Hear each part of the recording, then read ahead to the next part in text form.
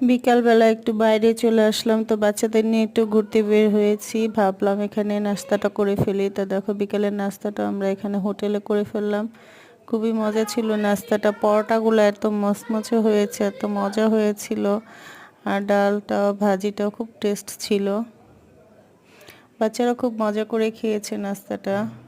আর এতে দেখো আমরা এখানে খাচ্ছি আর গল্প করছিলাম মা ছেলে মিলে। তো এখানে আমাদের আরও পরোটা দিচ্ছিল, তো আমি ভাবলাম এত পরোটা না নিয়ে কিছু রুটি নেই, নান রুটি। তো এখন আবার নান রুটির কথাও বলে দিলাম। তাজওয়ার আমাকে একটু ভিডিও করে দিচ্ছিল।